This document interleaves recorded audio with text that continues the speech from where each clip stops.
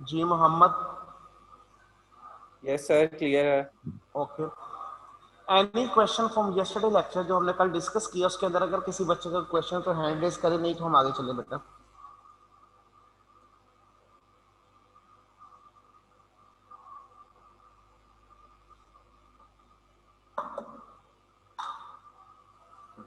कोई क्वेश्चन नहीं, चले। हमने कल स्टेप कॉस्ट भी देख ली थी कि एक पर्टिकुलर लेवल के बाद वो कॉस्ट बिहेवियर ग्राफ चेंज हो जाता है, टोटल कॉस्ट इंक्रीज हो जाती है। तो इंक्रीज होते ही फिर उसके बाद एक नेक्स्ट पर्टिकुलर लेवल तक वो कांस्टेंट हो जाता है, step cost. Step cost upward भी हो सकती है, स्टेप कॉस्ट डाउनवर्ड भी हो सकती है। मतलब अगर डाउनवर्ड होगी बेटा, एक मिनट बेटा,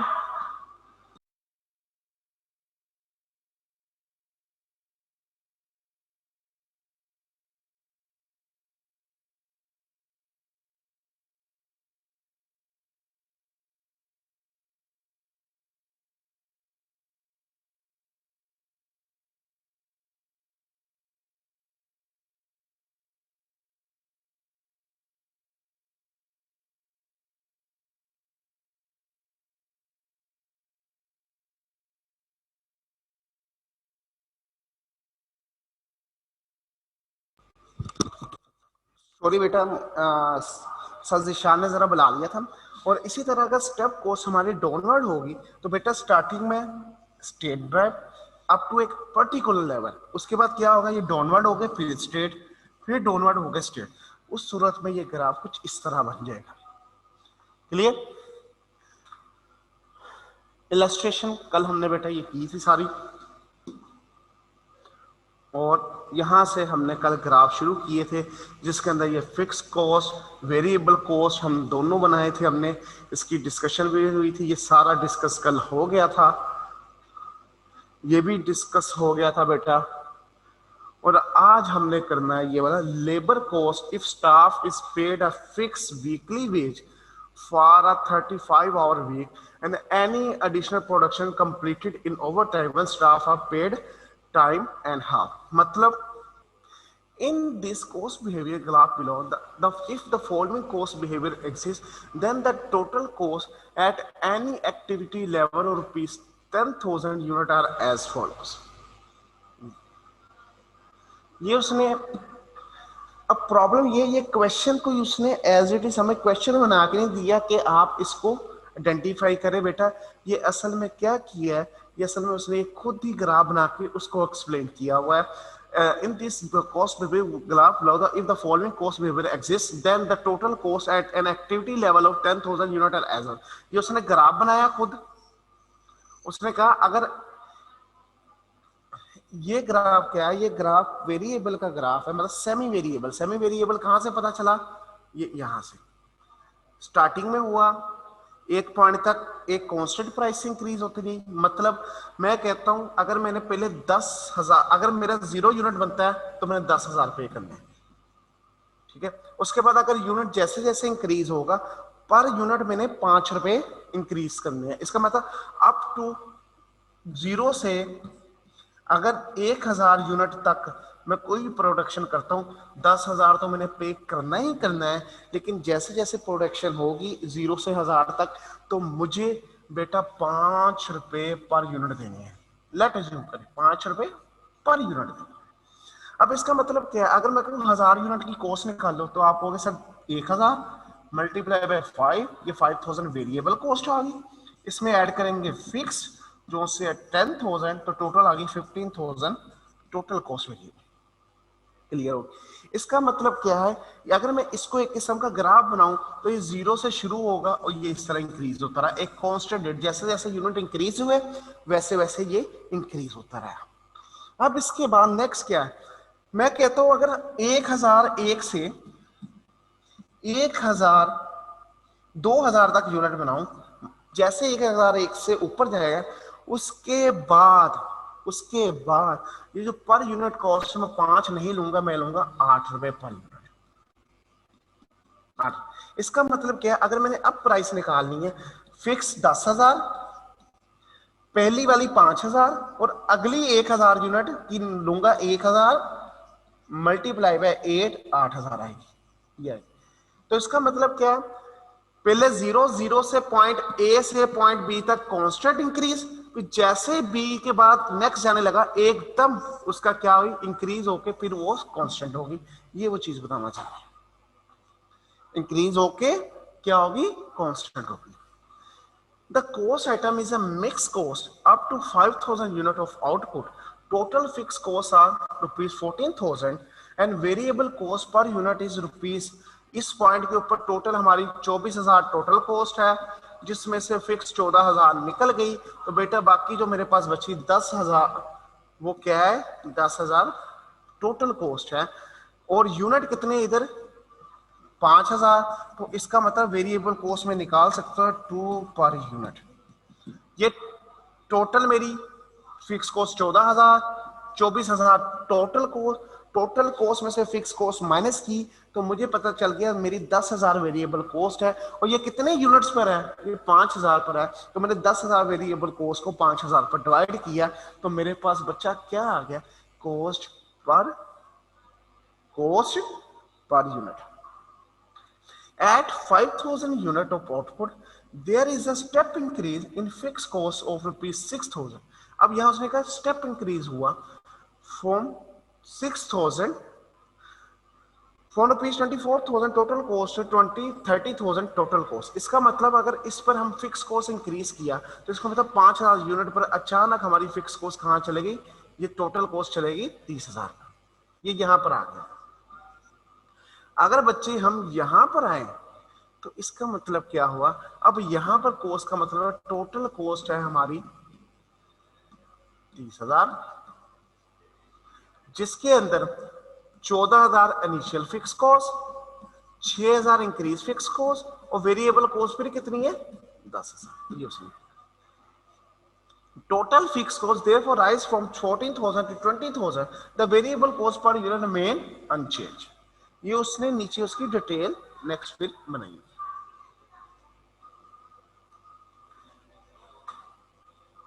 any question up to here, any question up to here? Okay, हमने कल पढ़ी थी direct cost and indirect cost. Direct cost may be also classified, cost also classifies as direct cost or indirect cost। There are different direct and indirect costs, direct and indirect labor cost, direct and indirect expenses। मतलब मैंने जो बात की, material direct भी हो सकता है, indirect भी हो सकता है, लेबर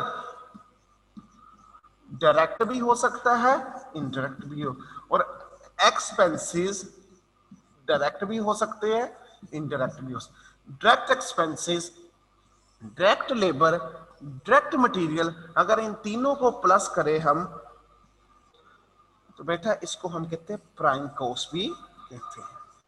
क्या कहते हैं, prime cost. Direct cost that can be trace in full to the cost unit, मतलब ये वो कॉस्ट है जो कॉस्ट यूनिट के अंदर की जा सकती है। A direct cost can be attributed to its entity the cost of an entity that is being produced, जो हम एक यूनिट बनाने उस यूनिट की प्रोडक्शन के लिए यूज करते हैं।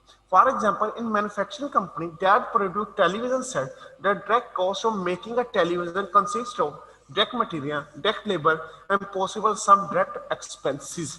ये उसने उसी की बात कर दी। The direct material cost is the cost of raw material and component that has been gone into the market and the television. The direct labor cost is the cost of labor time of the employees who have been directly involved in marketing, making the television। मतलब ये वो cost है जो television को बनाने के लिए हमें डायरेक्टली लग रही है। अब वो डायरेक्ट मटेरियल को थोड़ा सा एक्सप्लेन कर रहा है। Direct material are material that become part of cost unit. Cost unit का मतलब वो जो हम प्रोडक्ट बना रहे हैं उसको कॉस्ट यूनिट कहते हैं। उसकी जो प्राइस है पर यूनिट प्राइस के अंदर ऐड हो रहा है। Direct material all material that can be attributed directly to in full to a cost unit। They are used directly in manufacturing of a product or in providing a service। इसका मतलब direct material वो cost है जो एक unit बनाने के लिए हमें लगती है और उसके ऊपर डायरेक्टली एट्रीब्यूटेबल है। डायरेक्ट कॉस्ट मटेरियल में भी consist of either of both, मतलब ये कोई एक भी हो सकती है या दोनों भी। Raw material such as glass, metal, chemical, chemical industry के लिए रॉ मटेरियल केमिकल मेटल लोहे, अगर कोई अपनी मैन्युफैक्चरिंग कर रहा है, कोई दरवाजे या फिर विंडोज डोर्स बना रहा है लोहे के आयरन के, तो उसके लिए जो मेटल है वो रॉ मटेरियल होगी इस वक्त। उसी पर component purchase from an external supplier, for example the direct material of A car manufacture include a component purchased from other supplier such as window, wheel and tire। इसने तो car की example दी, मैं आपको एसी की example देता हूँ। हम AC manufacture कर रहे थे, लेकिन जो एसी के अंदर जो पाइप्स लगते हैं वो पाइप्स हम खुद मैन्युफैक्चर नहीं करते, हम किसी सप्लायर से खरीदते हैं और एज इट इज इसमें फिट कर देते हैं। कहते वो ऐसा कंपोनेंट जो किसी फिनिश गुड के अंदर मैन्युफैक्चरिंग के लिए यूज होता है, वो भी आपका क्या है, डायरेक्ट मटेरियल ही है। Example of direct material include pair of shoes। अगर हमने जूता बनाना है एक, तो उसके लिए direct material leather, glue, nail, laces. उसके ऊपर वाले लेसिस, नेल्स जिसके साथ उसको जोड़ा जाता है, ग्लू वो भी जोड़ने को, लेदर। ऑफिस चेयर, चेयर्स के लिए क्या आती है, व्हील, व्हील के अलावा उसको पोशिश के लिए जो कुशन चाहिए, बैक रेस्ट चाहिए, आर्म रेस्ट चाहिए, फैब्रिक चाहिए, वो सारे के सारे क्या है, इसके डायरेक्ट मटेरियल है।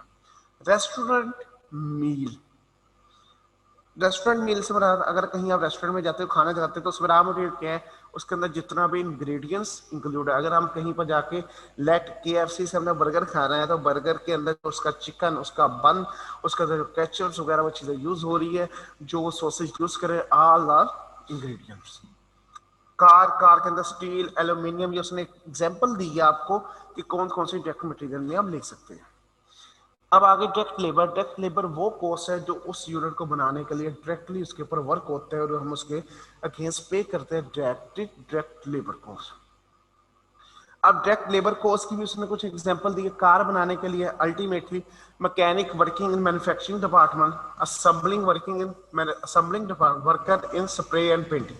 मतलब जो कार का डिजाइन बना रहे हैं, उसको जोड़ रहे हैं वो लोग, जो उसको असेंबल कर रहे हैं, और वो लोग जो इसको पेंट कर रहे हैं, उनकी जितनी भी लेबर सारी की सारी क्या है, डायरेक्ट लेबर है।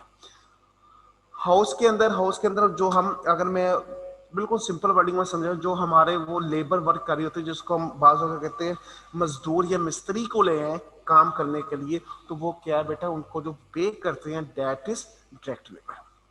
और टून ऑफ कॉइन, मतलब अगर हम किसी कान से कोयला निकाल रहे हैं, तो उस कोयला निकालने के लिए जो मजदूर माइनर्स वर्क करते हैं, वो सारे के सारे क्या है, उसकी डायरेक्ट लेबर है। ये बेटा आपके लिए होमवर्क है, ये हमने होमवर्क से लिखा। उसके बाद डायरेक्ट एक्सपेंसेस। डायरेक्ट एक्सपेंसेस में फिर वो एक्सपेंसेस जो डायरेक्टली एट्रीब्यूटेबल हो, और ये एक्सपेंसेस अदर देन मटेरियल और लेबर हो।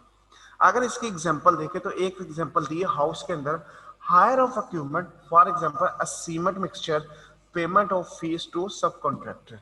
मतलब हमने अपना घर बना रहे थे, घर बनाने के लिए क्या किया, हमने छत डालनी थी जिसको हम लेंटर भी कहते हैं। तो उसके लिए क्या किया बेटा, हमने एक मशीनरी लेके आए, मशीनरी के अंदर मटेरियल डाला, हमने पानी डाला, लेबर ने उसको वर्क किया, और वो जो मिक्सचर सा तैयार हुआ, मिक्सचर से हमने अपनी छत बना ली।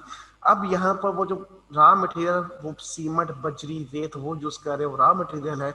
जो लेबर वर्क कर रहा है वो डायरेक्ट लेबर है, और जो वो मशीन लेके आया जिसकी वजह से वो काम हो रहा है, डायरेक्ट एक्सपेंस।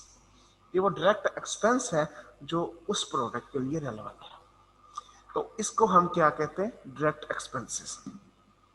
ऑलरेडी मैंने आपको बताया direct material cost plus direct labour cost plus direct expenses equal to prime cost.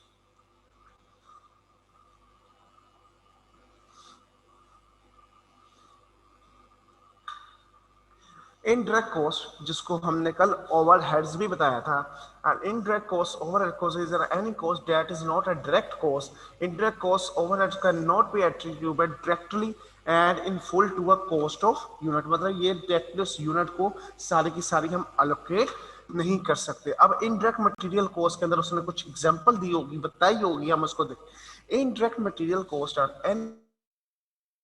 or consume that cannot be attributable in full to the item being costed।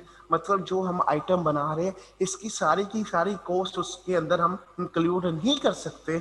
Indirect material are treated as an overheads cost and may be classified as production overheads और may be a word must नहीं है, इसका मतलब इनमें से किसी में भी क्लासिफाई कर सकते हैं, एडमिनिस्ट्रेटिव ओवरहेड्स और सेल एंड डिस्ट्रीब्यूशन ओवरहेड्स। मैंने आपको कल बताया होगा जो डायरेक्ट कॉस्ट है वो हमारी कॉस्ट का हिस्सा बन जाएगा, कॉस्ट ऑफ इन्वेंट्री है जो भी हम, और इनडायरेक्ट कॉस्ट ओवरहेड्स को कहते हैं।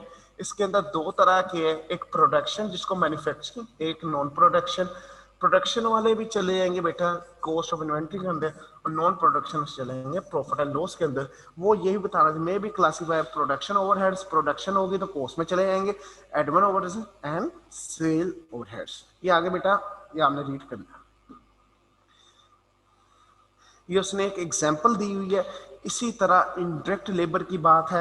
इनडायरेक्ट लेबर वो लेबर है जो डायरेक्टली एट्रीब्यूट नहीं है इसके ऊपर बेटा उस प्रोडक्ट को बनाने के लिए।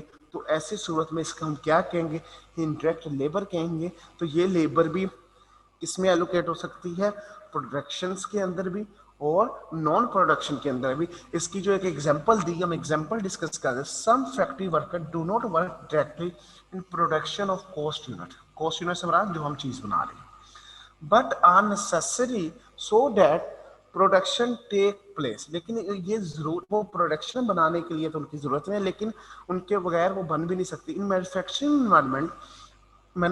Environment indirect labor employees include staff in the stores and material handling department, for example forklift truck driver, supervisor and repair and maintenance engine। मतलब वो कह रहा है जो भी हमारा स्टाफ जो कि काम कर रहा है स्टोर एंड स्पेयर के अंदर, जो रॉ मटेरियल की हैंडलिंग के लिए, वो डायरेक्ट मैन्युफैक्चरिंग के अंदर तो काम नहीं कर रहा, उस यूनिट को बनाने के अंदर काम नहीं, हाँ उस यूनिट के रॉ मटेरियल को वो क्या कर रहा है, हैंडल कर रहा है, या उसके अलावा और रॉ मटेरियल को भी हैंडल कर रहा है, तो उसकी कॉस्ट लेबर कॉस्ट है। जो फोर्क लिफ्ट ट्रक ड्राइवर है, फोर्क लिफ्ट ट्रक ड्राइवर का मराद ये है, आपने मूवीज के अंदर देखा होगा एक छोटा सा ट्रक होता है जो किसी भी आपके रॉ मटेरियल या किसी भी हैंडलिंग के लिए, स्टोरेज के लिए एक जगह से सामान उठा के दूसरी जगह पर रख देता है। ये विद इन ऑर्गेनाइजेशन छोटी सी ऊपर नीचे करने के लिए यूज होता है। या इसकी सबसे अच्छी एग्जांपल दूं, कभी आपने कार गलत पार्क कर दी हो और वो जो वार्डन वाले हैं वो एक गाड़ी से आपकी कार उठा के ले जाते हैं लिफ्ट करके, उसको हम कहते हैं फोर्क लिफ्ट ट्रक ड्राइवर। उसको फोर लिफ्ट ट्रक कहते हैं। उसके ड्राइवर, वो ड्राइवर कहते हैं उसकी भी बेशक जो सैलरी है वो डायरेक्ट मैन्युफैक्चरिंग के लिए तो नहीं है, लेकिन क्योंकि वो हैंडलिंग में यूज हो रहा है तो वो क्या है, इनडायरेक्ट कॉस्ट है। All employee in administrative department, marketing department, sales and distribution include management and normal indirect employees। ये उसी की बात कर रहा है, ये एग्जांपल दी है उसने। उसी के बाद फिर लास्ट है indirect cost expenses। Many costs incurred cannot be directly linked to the cost unit। For example, rental cost for factory consumption for a factory cannot be attributable in full to any particular unit of production. They are indirect production costs, and in manufacturing company, all costs of admin are usually treated as indirect costs, admin overheads, and all और most sales and distribution costs are also usually treated as sales and distribution costs। इसने वही indirect cost के बारे में भी वही बात की। अब हम करने लगे हैं जिसको हम कहते हैं कॉस्ट ऑफ गुड्स सोल्ड। इसके अंदर क्या होता है, direct material, direct labour, direct overheads, इन सबको प्लस करेंगे, ये आ जाएगा प्राइम कॉस्ट। प्राइम कॉस्ट के बाद हम इसमें जो प्रोडक्शन ओवरहेड है, अब इन डायरेक्ट कॉस्ट के अंदर जो प्रोडक्शन ओवरहेड्स है हम वो वाले इसमें ऐड करेंगे, तो हमारे पास फुल प्रोडक्शन कॉस्ट या मैन्युफैक्चरिंग कॉस्ट आ जाएगी। बेटा एक मिनट,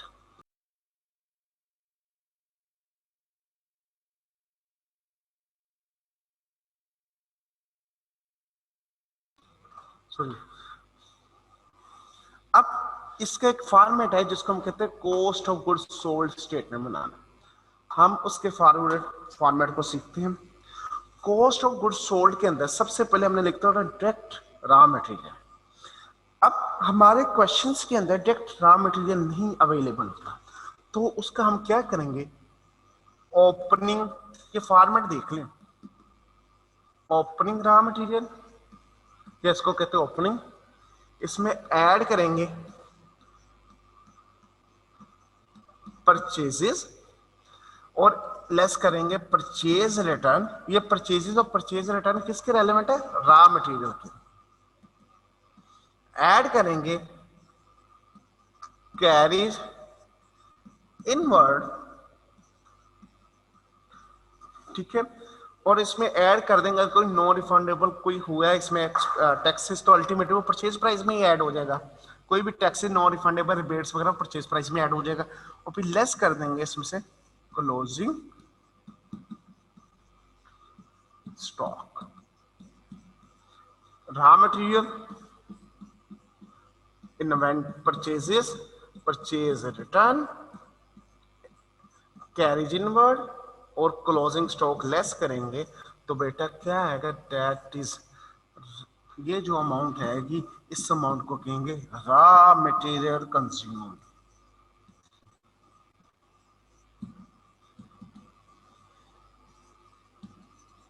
रॉ मटेरियल कंज्यूम्ड, क्योंकि मैन्युफैक्चरिंग कंपनी है, ये वो रॉ मटेरियल निकला है जो कंज्यूम हुआ है मैन्युफैक्चरिंग के अंदर।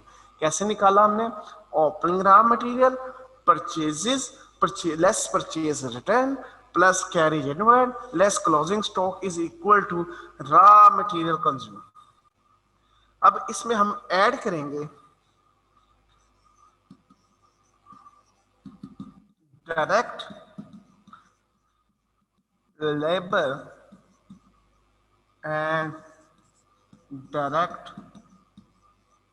एक्सपेंसिव। 98% केसेस के अंदर हमारे पास डायरेक्ट एक्सपेंसेस नहीं होंगे, डायरेक्ट लेबर ही होगी, ठीक है। इन दोनों को हम ऐड करेंगे तो ये हमारे पास बच्चे आ जाएगा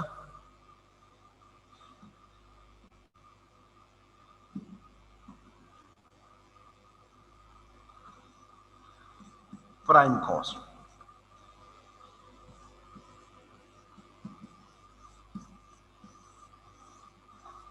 क्या आ गया? ये हमारे पास प्राइम कॉस्ट। एक हमारे पास आया रॉ मटेरियल कंज्यूम और एक हमारे पास क्या है? Prime cost. Raw material consume कैसे निकला? Opening inventory plus purchases less purchase return,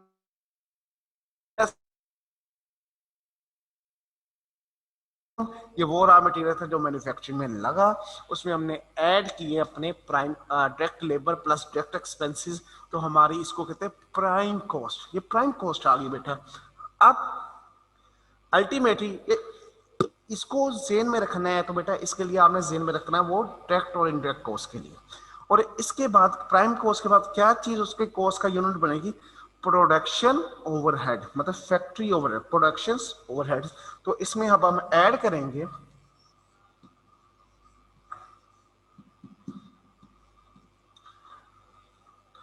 productions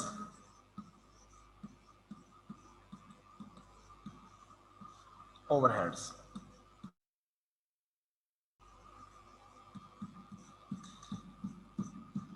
तो ये जो कॉस्ट अब निकलेगी इसको कहेंगे मैन्युफैक्चरिंग,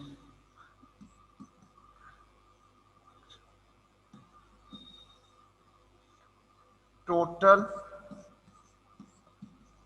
मैन्युफैक्चर कॉस्ट, मतलब टोटल जो मैन्युफैक्चरिंग हुई है ये उसकी कॉस्ट होगी, टोटल मैन्युफैक्चरिंग कॉस्ट। यहां तक किसी बच्चे का कोई क्वेश्चन?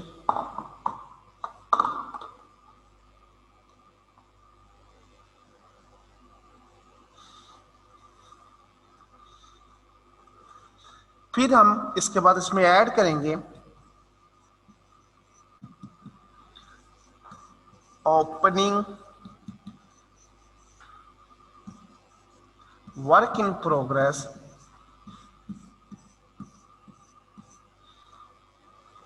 और लेस करेंगे क्लोजिंग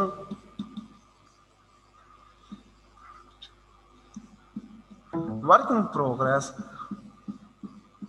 और ये जो फिगर आएगी हमारे पास, इस फिगर को कहेंगे कॉस्ट ऑफ गुड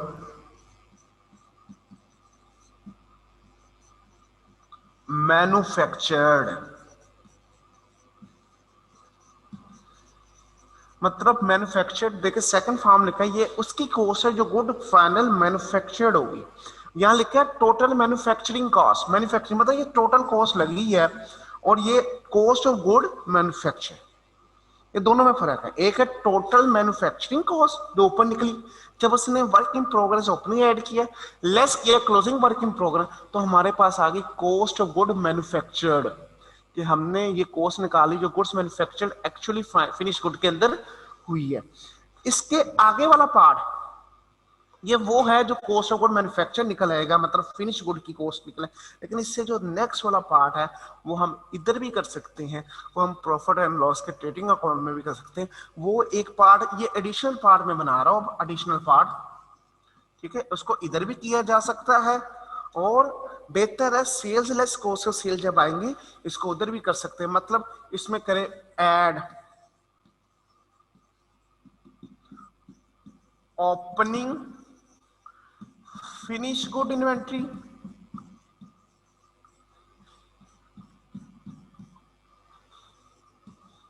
लेस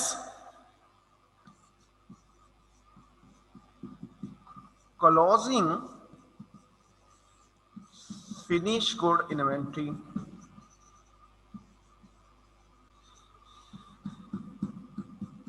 ये निकल आएगी कॉस्ट ऑफ गुड सोल्ड। ये क्या निकल आएगी? Cost of good sold. ये अमाउंट कहां जाएगी बेटा? जो हमारा प्रॉफिट एंड लॉस होगा, ये मैं इधर बना रहा हूं, सेल्स लेस जो कॉस्ट ऑफ सेल्स करते थे, ये अमाउंट ये आएगी। तो हमारे पास यहां पर ग्रॉस प्रॉफिट, ये इसके नीचे भी बना सकते हैं, ये जो मैं अब हाईलाइट कर रहा हूं ये इसके नीचे भी बना सकते हैं। नहीं तो बेटा कुछ इस तरह भी प्रेजेंटेशन आती है इसकी, कि हम जब बना रहे होते हैं अपना प्रॉफिट एंड लॉस तो हम लिखते हैं सेल्स लेस, जब कॉस्ट ऑफ सेल्स लिखते हैं तो उसके नीचे हम लिखते हैं opening finish good add cost of good manufactured. ये वो जो कॉस्ट ऑफ गुड मैन्युफैक्चर्ड है ये इधर लिखते हैं हम, और लेस कर देते हैं क्लोजिंग। तो यहां से हम अगर इन तीनों चीजों को करते हैं तो हमारे पास कॉस्ट ऑफ गुड सोल्ड निकल आती है। मतलब ये इधर भी कर सकते हैं या उसकी सेपरेट स्टेटमेंट भी बना सकते हैं, ये दोनों ऑप्शन अवेलेबल है, आप जिस तरह मर्जी कर ले, कोई मसला नहीं। Any question? आप पूरा कॉस्ट ऑफ गुड सोल्ड कैसे स्टेटमेंट बनेगी? सबसे पहले रॉ मटेरियल कंज्यूम निकालना है, वो कैसे निकलेगा? Raw material consume opening inventory plus purchases less purchase return plus carriage inward less closing stock, that is equal to raw material consumed. तो बेटा कुछ प्रेजेंटेशन के हवाले से मैं इसलिए बता रहा हूं ताकि आप मे भी किसी बुक्स के अंदर ये जो काम है, ये सारा काम, ये जो मैं हाईलाइट करने लगा हूं अभी, ये वाला, ये वर्किंग वन में किया हो और सिर्फ लिखा हो रॉ मटेरियल कंज्यूम, आगे वर्किंग वन और ये फिगर, ऐसा भी ठीक है, कोई मसला नहीं, ठीक है, जिस तरह मर्जी कर ले, इसमें कोई प्रॉब्लम नहीं है। मैंने आपको सिर्फ बताया रॉ मटेरियल कंज्यूम ले लिया, उसके लिए ऊपर वर्किंग उतना ही शो कर दे, ये सेपरेट वर्किंग करके भी रॉ मटेरियल कंज्यूम लिख सकते हैं। इसका मतलब है opening raw material plus purchase plus minus purchase return plus carriage inward minus closing stock is equal to raw material consume. Add करेंगे direct labour and direct expenses, that is prime cost, prime cost, then add करेंगे production overheads, that is equal to total manufacturing cost. ये total manufacturing cost बना। अब इसमें opening work in progress add कर दिया, closing work in progress less कर दिया, ये आ गई टोटल कॉस्ट या कॉस्ट ऑफ गुड मैन्युफैक्चर्ड। ऊपर है टोटल मैन्युफैक्चरिंग कॉस्ट, इधर है कॉस्ट ऑफ गुड मैन्युफैक्चर्ड। इसके बाद आप बेशक कॉस्ट ऑफ सेल्स यहीं से निकाल लें या प्रॉफिट एंड लॉस में जाकर निकाल लें, दोनों ऑप्शन है। अगर आपने यहीं पर करना है तो उसमें ऐड करोगे ओपनिंग फिनिश गुड, लेस करोगे क्लोजिंग फिनिश गुड, तो आपकी आ जाएगी कॉस्ट ऑफ गुड सोल्ड। और अगर इधर नहीं करना तो प्रॉफिट एंड लॉस में जाके भी आप बना सकते हैं। Any question? एनी क्वेश्चन बेटा?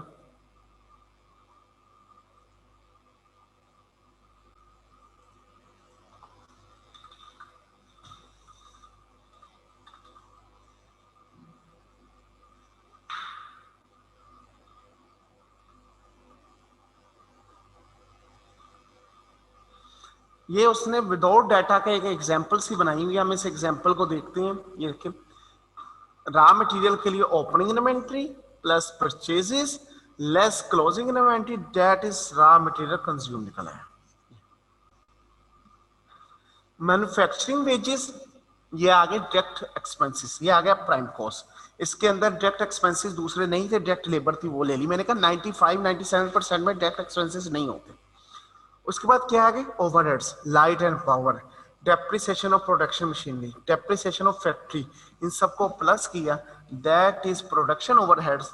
और हमारे पास आ गई manufacturing cost, total manufacture. Opening working progress add closing working progress less, तो ये आ गया cost of good manufactured.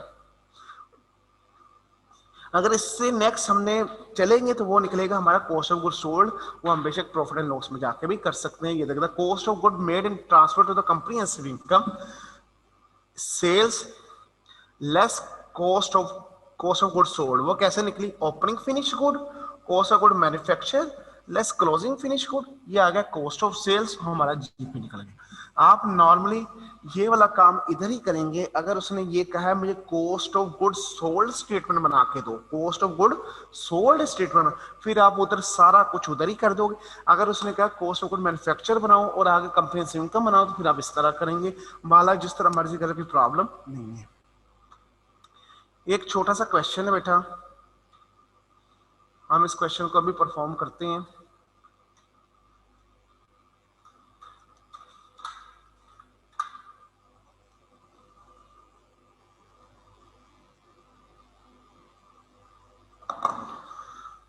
The following data has been extracted from the book of Beauty Bar Limited at 31st December 2018.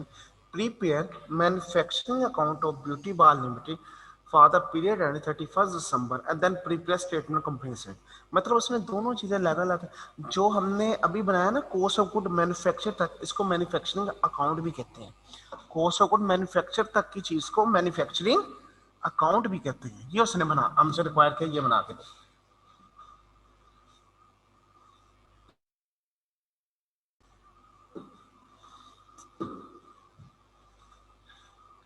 Data देख लेते हैं एक दफा, फिर देखते हैं क्या करना। रॉ मटेरियल, इसमें डाटा भी बेतुका सा दिया हुआ है।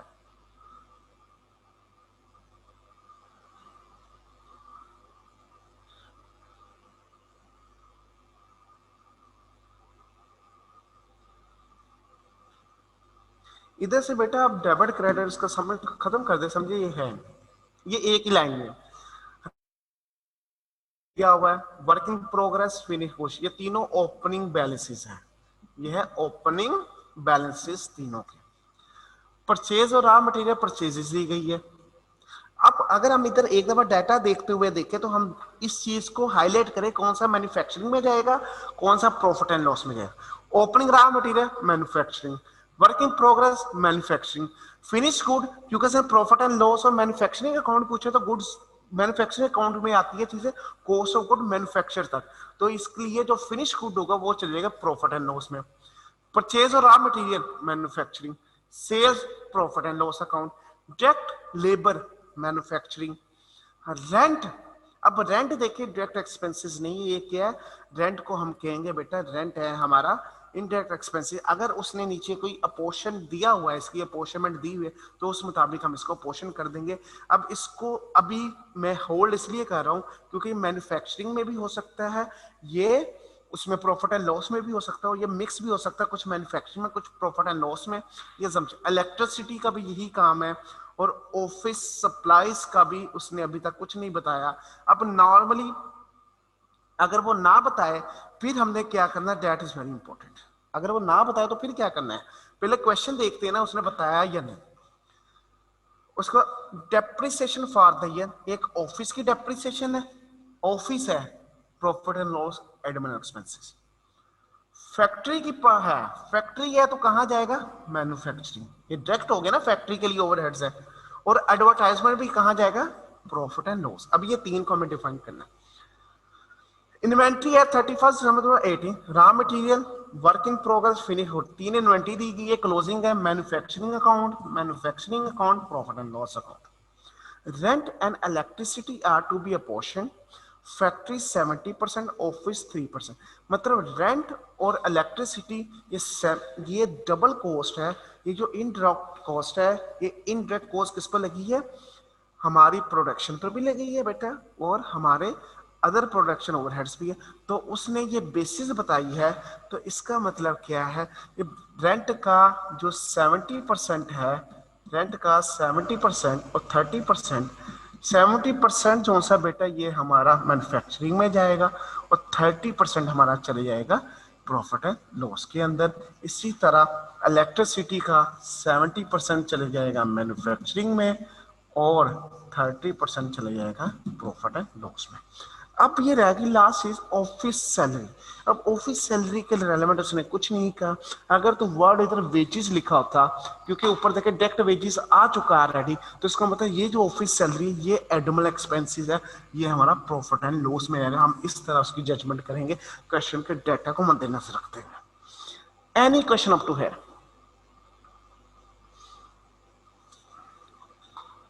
इसी बच्चे का यहां तक क्वेश्चन। इस क्वेश्चन को भी करने के दो तरीके हैं। एक ये कि आपको फॉर्मेट याद हो, आपको पता हो कौन सी चीज कहां आनी है, आप उस मुताबिक इसको इंकॉर्पोरेट करते जाए। दूसरी चीज क्या है? आप ए टू जी सारा चले।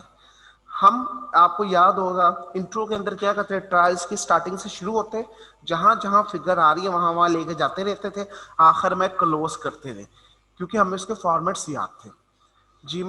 इसी तरह इसके अंदर जो मोस्ट प्रोबेबल या मोस्ट जो अच्छा तरीका है वो यही है, फिगर्स पहली फिगर से शुरू हो, जो फिगर जहां जा रही है उसको लेके जाते रहें, और लेके जाते रहेंगे तो लास्ट में जाके हम क्लोज कर लेंगे, तो हमारा आंसर मैच है। उससे बेहतर ये बेहतर अप्रोच है एज कम्पेयर टू हम अपनी पूरी स्टेटमेंट को ए टू सी चीजें ढूंढ ढूंढ के लिखने में लगाए।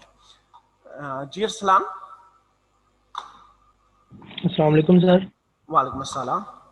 सर वो मैंने पूछना था कि आपने ये सारा चैप्टर जो आज तक एग्जाम्पल तक है वो साथ साथ सारा करवा दिया है या बीच में कोई पेजेस स्किप भी किए हैं वो? कुछ है पेजेस स्किप किए, वो मैंने जानबूझ के भी किए है, मुझे पता है उसका। मतलब ठीक है अगर सर। आप आओ ना एक दफा ये अगर आप बता ये देंगे देखें। कि हमने कौन कौन से पढ़ लिए हैं पेजेस सारे हाँ, जनरल चैप्टर एंट्रीज ये के। सारी अभी मैंने ना मिस की है, ये वाली कॉस्ट अकाउंटिंग साइकिल। उसकी रीजन, जब हम ये मैन्युफैक्चरिंग अकाउंट बना लेंगे ना, इसकी प्रैक्टिस ये हमें हमारा खुद ब खुद फिर हम एक दिन में इसी को कर लेंगे।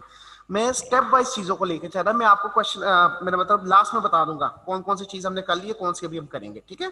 सर और कॉस्ट क्लासिफिकेशन जो 3.2 है सर, उससे पहले भी वो आपने होमवर्क में दिया था या अभी आपने पढ़ना है? जी, introduction to cost. Introduction to course तो हमने मेरे ख्याल में इधर डिस्कस की है, ये वाला। नहीं नहीं, जी सर। ये अभी करना है, ये लास्ट में हो जाएगा, इसका कोई मसला नहीं है। मैं ठीक आज है आपको सर। ए टू जी सारा चैप्टर बताऊंगा, कौन कौन सा कर लिए को हम डिस्कस कर लेंगे, ठीक ठीक है? है sir. Yes sir, thank you sir. Welcome.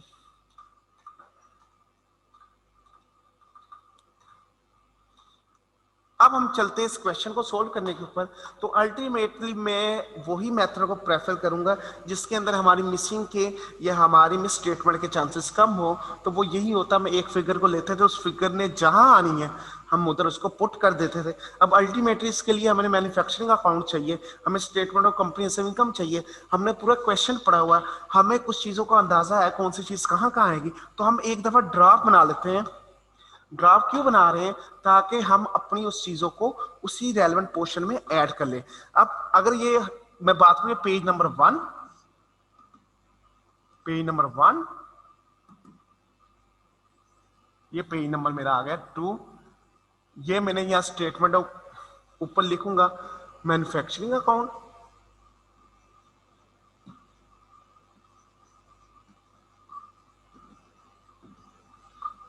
Account ये प्रॉफिट एंड लॉस अकाउंट, ठीक है? ये जिसको हम इनकम स्टेटमेंट भी कहते हैं।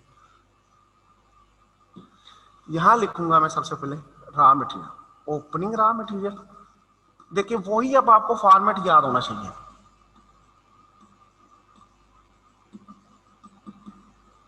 Purchases less closing raw material, ठीक है, ये आ गया रॉ मटेरियल कंज्यूम। क्योंकि क्वेश्चन पढ़ा था, मुझे पता परचेजेज और परचेज रिटर्न इसमें है ही नहीं है, परचेज रिटर्न और कैरी नहीं है, तो मैंने वो चीज नहीं ली। एड डायरेक्ट लेबर, इसमें डायरेक्ट एक्सपेंसेस भी नहीं थे, तो ये आ गई मेरी प्राइम कॉस्ट, ठीक है। उसके बाद क्या करेंगे, एड प्रोडक्शन ओवरहेड्स। अब मैंने उसका भी नाम नहीं लिखा, प्रोडक्शन ओवरहेड्स में क्या आएंगे, वो इसलिए क्योंकि मुख्तलिफ वो जो आएगा जिस तरह हम लिखते रहेंगे। तो यहां से प्रोडक्शन ओवरहेड्स के बाद जब हम करेंगे टोटल जितने भी प्रोडक्शन, ये आएंगे cost of good, manufacturing cost, manufacturing cost, add opening work in progress less closing work in progress, और ये आ जाएगी कॉस्ट ऑफ गुड मैन्युफैक्चर्ड। ये मैंने निकाला, मैंने सिर्फ एक देखा उसके अंदर जिस तरह प्रोडक्शन ओवरहेड डिफरेंट नेम थे, मैंने वो नहीं लिखा। इसी तरह यहां पर sales less opening finish good cost of good manufactured less closing finish good. यहां से मेरे पास बेटा आ जाएगा ग्रॉस प्रॉफिट, और बाकी नीचे वाली चीजें हम लिख दूंगा एक्सपेंसेस। इसलिए मैं एक जनरल मैंने ड्रा किया, ठीक है, लाइनें लगा। अब क्वेश्चन पढ़ता हूँ, जहां जहां डाटा आता लिखता जाऊंगा, लास्ट में क्लोज करूंगा। रॉ मटेरियल ओपनिंग कितना है 15,000 का, वर्किंग प्रोग्रेस 10,000 और फिनिश गुड 25,000। मैं उधर रॉ मटेरियल ओपनिंग आ गया बेटा 15,000, वर्किंग प्रोग्रेस 10,000 और फिनिश गुड आ गया 25,000। ये तीनों फिगर्स होगी।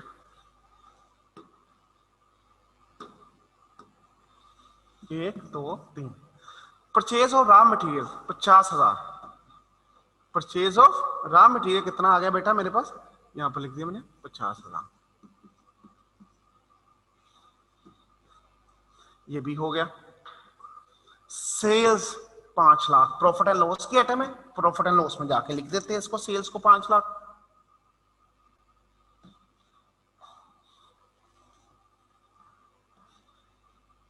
ये सेल्स लिख रहा हूं मैं, ये देखो इधर 5, ये भी लिख लिया मैंने, सेल्स भी होगी मेरा बेटा।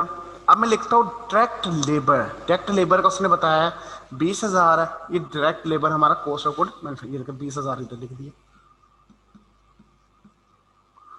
फिर क्या आया, रेंट एंड इलेक्ट्रिसिटी। अब इसमें 30 और 70, रेंट 70% मैन्युफैक्चरिंग में और इलेक्ट्रिसिटी भी 70% मैन्युफैक्चरिंग में, और 30% कहाँ जाना है हमारा, ये जाएगा बेटा प्रॉफिट एंड लॉस में। तो साथ ही में रेंट लिख के देखो इधर, प्रोडक्शन ओवरहेड्स, रेंट कितना आएगा, इसकी अमाउंट कितनी थी रेंट की, रेंट की अमाउंट थी 22,000, 22,000 का 70%, 22,000 मल्टीप्लाई बाय 70%, ये आ जाएगा। एक मिनट बेटा मैं कैलकुलेटर ले लूं।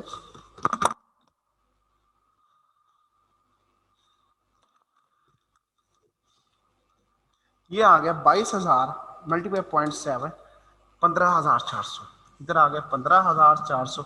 और प्रॉफिट एंड लॉस में भी एक्सपेंसेस जो आएंगे जीपी के बाद लेस एक्सपेंसेस, ये जो आएंगे इसके अंदर क्या लिखूंगा मैं अपना, rent that is equal to 22,000 multiply by 30% is equal to 6,600, that is, ये आ गया। उसके बाद इसी तरह बेटा हमारा इलेक्ट्रिसिटी है, इलेक्ट्रिसिटी कितना है 18,000 है, उसको भी सेग्रीगेट कर देंगे। यहां मैं लिखूंगा इलेक्ट्रिसिटी 18,000 मल्टीप्लाई बाय 70%। तो क्या आएगा 18,000 मल्टीप्लाई 0.7, 12,600 इधर, और इधर भी इलेक्ट्रिसिटी आ गई।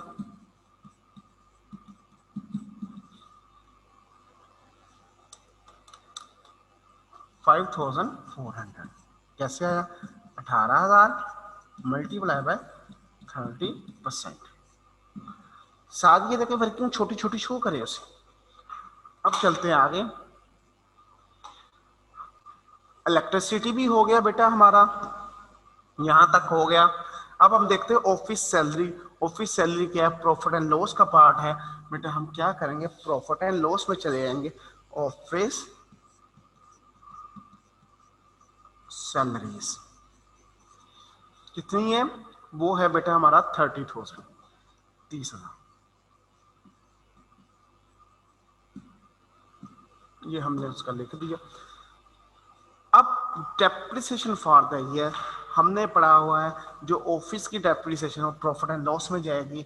फैक्ट्री की डेप्रिसिएशन कहाँ जाएगी? मैन्युफैक्चरिंग में ओवरहेड्स है, और एडवर्टाइजमेंट हमारी होगी प्रॉफिट एंड लॉस में।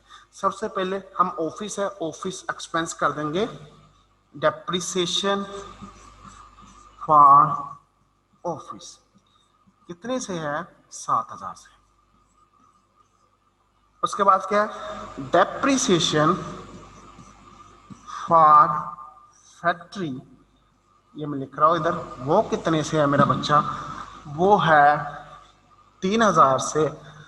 वो मैंने इधर लिख दिया 3,000।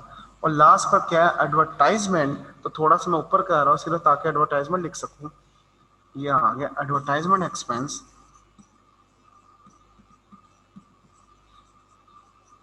कितने से आया बेटा? वो मेरा आ गया 16,000 से। इसमें से है 16,000। अब यहां तक इंफॉर्मेशन हमारी होगी है बच्चे कंप्लीट। ये अब एडिशनल इंफॉर्मेशन के अंदर जाएंगे। रॉ मटेरियल का क्लोजिंग बैलेंस दिया है, वर्क इन प्रोग्रेस का दिया हुआ है हमें, और फिनिश गुड का दिया है। रेलेवेंट पार्ट में हम तीनों अपने लिख लेंगे। ये देखिए इधर क्लोजिंग रॉ मटेरियल का आ रहा है 11,000, हमने वो एज इट इज इधर 11,000 लिख दिया लेस के अंदर।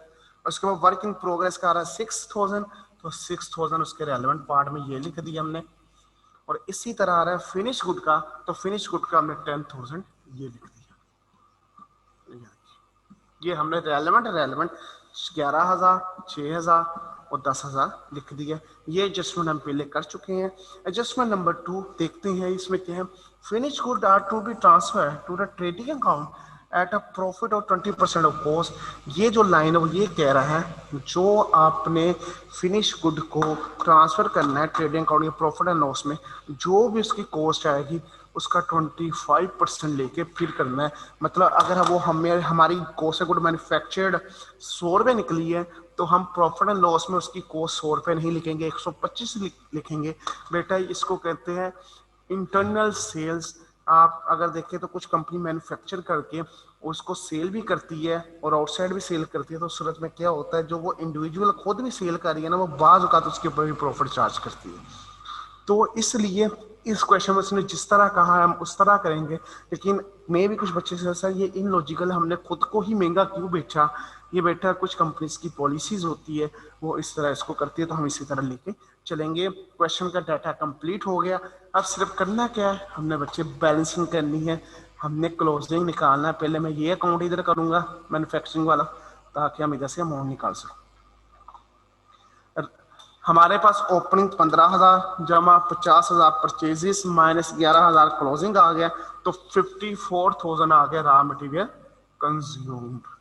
इसमें ऐड किया 20,000 जो कि डायरेक्ट लेबर था, तो प्राइम कॉस्ट आ गई 74,000। अब इसमें ओवरहेड्स हम प्लस कर देंगे 15,400, 12,600 प्लस 3,000, तो हमारे पास आ गया 1,05,000 मैन्युफैक्चरिंग कॉस्ट।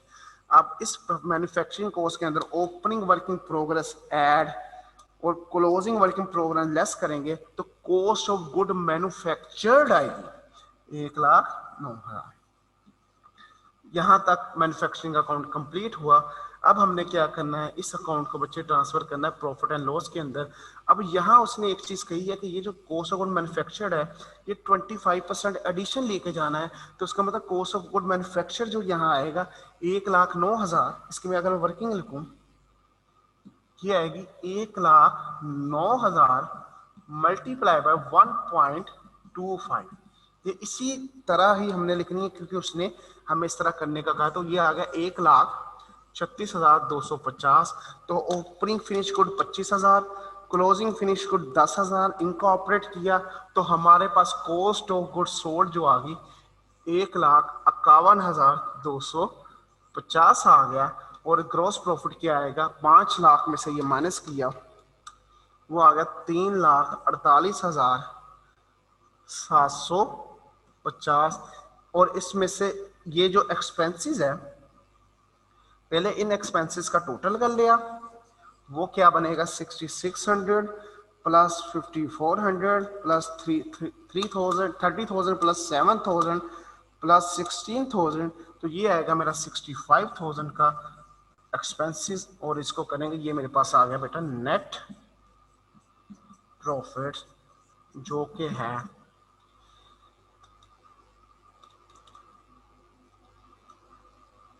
ये ऊपर में लगता फिगर कम लिख दियो 151।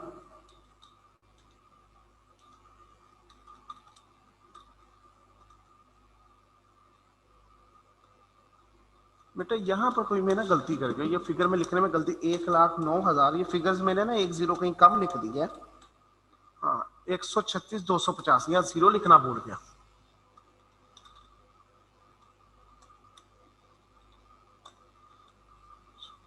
$250 माइनस 5,00,000 348,700, यहाँ भी 0 भूल गया मैं। माइ जमा 65,000, ये आ गया 2,83,750 का मेरे पास प्रॉफिट। इस तरह हम cost of good manufacturing account बनाएंगे और इसको लेके चलेंगे। ये बेटा उसने इधर बनाया हुआ, ये कॉस्ट ऑफ गुड मैन्युफैक्चर 1,09,000 इसने निकाली हुई है। और इसी तरह उसने प्रॉफिट निकाला। हमारा प्रॉफिट इसका प्रॉफिट में देखे कोई डिफरेंस तो नहीं, हमारा है 2,83,750। फर्क कहाँ पर आया है बेटा, ये भी हमारा ठीक है, ग्रोस प्रॉफिट तक तो हमारा ठीक है 348 348,750। उसके बाद कहाँ ये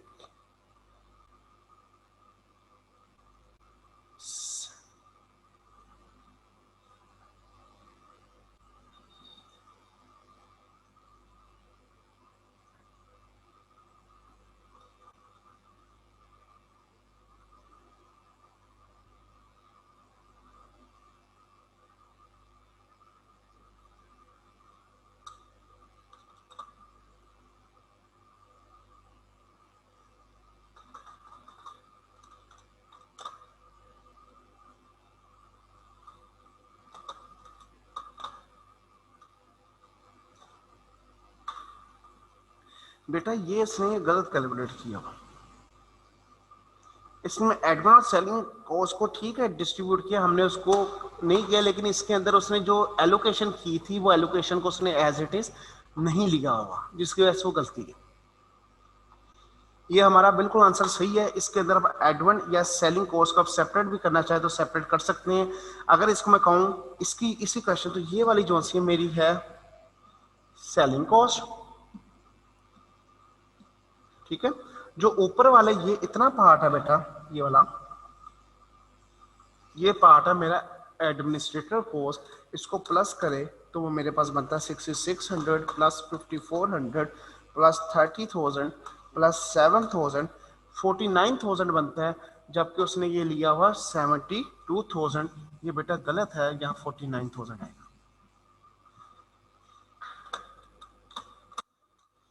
उसने ये गलत ट्रीटमेंट की हुई है, इसलिए इसको आपने देखना है। Clear? Any question up to here?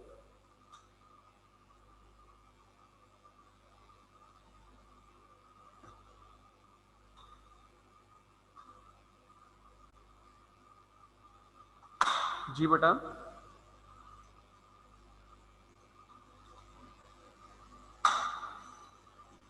जी बेटा अपने आप को अनम्यूट करें। यस सर, वो शीट दिखा दें जरा दोबारा। मैं शेयर दिखा देता हूँ।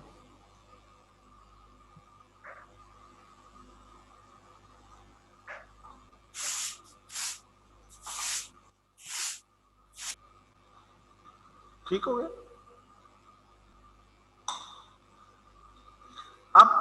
कुछ मिलेगा आपको बच्चे होमवर्क।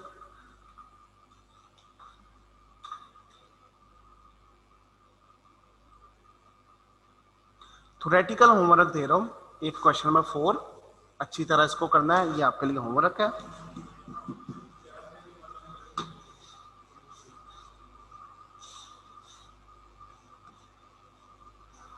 क्वेश्चन नंबर 2 भी होमवर्क है बेटा, आपका रीड करना है आपने। क्वेश्चन नंबर 4 होमवर्क है, और एक क्वेश्चन आपको दूंगा मैं यही कोस्ट ऑफ गुड सोल्ड बनाने के लिए।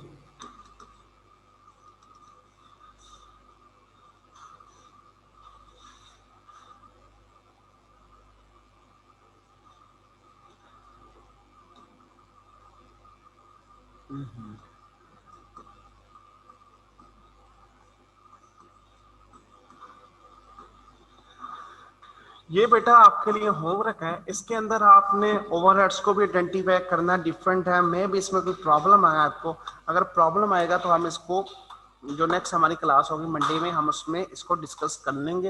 लेकिन ये आपने होमवर्क करना है, कोस्ट ऑफ गुड क्या लिखना है, कोस्ट ऑफ गुड सोल्ड निकालनी है, कोस्ट ऑफ गुड सोल्ड निकालनी है इसमें, ठीक है।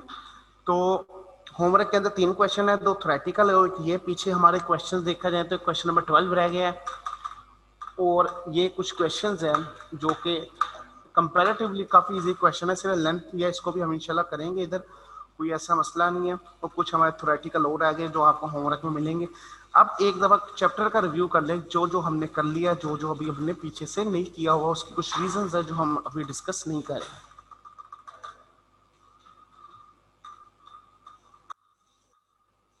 अकाउंटिंग फॉर्म मैनेजमेंट हमने ए सारा कर लिया है, आप इसको दोबारा पढ़िएगा। सैटरडे को आपकी क्लास नहीं, संडे ऑफ है, 2 दिन आपने इसको रिपीट करना है। अगर इसके अंदर कोई क्वेश्चन होगा हम इसको करेंगे। Cost management accounting versus financial accounting, ये भी हमने सारा कर लिया है, इसके अंदर कोई छोड़ा नहीं। ये अभी चीज इंट्रोडक्शन टू कोस्ट के type of organisations, manufacturing organisation बेटा ये आपने करना है। जो इधर पर आके ये आपका आ रहा है टर्मिनोलॉजीज, ये अभी मैंने डिस्कस नहीं की, इसको अभी आप छोड़ दीजिएगा। टर्मिनोलॉजीज ये हम इंशाल्लाह डिस्कस कर लेंगे। Cost classification by type and function complete हो चुका है। Fix and variable cost complete कर दिया है हमने।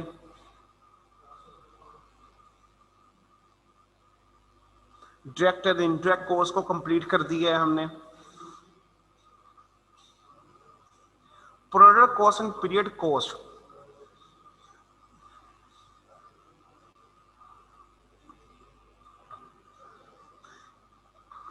ये बेटा आपने पढ़ना है। प्रोडक्ट कॉस्ट और पीरियड कॉस्ट ये आपके लिए होमवर्क है, कोई इसमें एज इट इज डिफरेंट चीज नहीं है। प्रोडक्ट कॉस्ट क्या है, वो कॉस्ट जो प्रोडक्ट की प्राइस का हिसाब बनेगी। पीरियड कॉस्ट क्या है, जो प्रॉफिट एंड लॉस में एक्सपेंस होगी, जैसे एडमिन एक्सपेंसेस, सेलिंग एक्सपेंसेस, ये वो चीज है सारी, ठीक है। कॉस्ट अकाउंटिंग साइकिल अभी नहीं किया ना, अभी मैंने करवाया, ये हम आगे याद करेंगे, खुद रोका है इसको मैंने। मैन्युफैक्चरिंग अकाउंट, आज सारी स्टेटमेंट जो बनाई है हमने वो इस मैन्युफैक्चरिंग अकाउंट के ऊपर बनाई है। जो आज स्टेटमेंट मैंने आपको बनाना सिखाई, जिसका हमने क्वेश्चन किया, दैट इज मैन्युफैक्चरिंग अकाउंट। ये वो काम है जो हमने सारा कर लिया है, और आगे क्वेश्चन है। मतलब पीछे से देखा जाए, एक वो टर्मिनोलॉजीज का एक पेज रहता है, और एक कोर्स अकाउंटिंग साइकिल रहता है जिसको हमने नहीं किया। वो कोर्स अकाउंटिंग साइकिल हम ये थोड़े से कोर्स को छोड़ के क्वेश्चन करेंगे, तो वो आपका ऑटोमेटिकली होगा, फिर हम एक दिन उसमें डिस्कस कर लेंगे। Any question up to here, किसी को कोई प्रॉब्लम, जिसको ये आज वाली कोर्स को छोड़ के स्टेटमेंट ना समझ लगी, वो मुझसे पूछ सकते हैं, नहीं तो हम क्लास को कंक्लूड करते हैं। ओके आगे 2 छुट्टियां हैं आपकी, मतलब सैटरडे को छुट्टी इस तरह है, सैटरडे को आपकी FR1 की क्लास नहीं होती, और संडे आपका वैसे होगा। आपने कोशिश करना है जो चीज़ें हमने कर ली उसको एक दफ़ा रिवाइज करें, जो क्वेश्चन कर लिए उसको भी परफॉर्म करें, और एक दफ़ा इस चैप्टर के रिवीजन करें, ताकि मंडे को अगर कोई प्रॉब्लम हो तो हम इसको डिस्कस कर सकें। अल्लाह हाफिज़ बेटा। Recording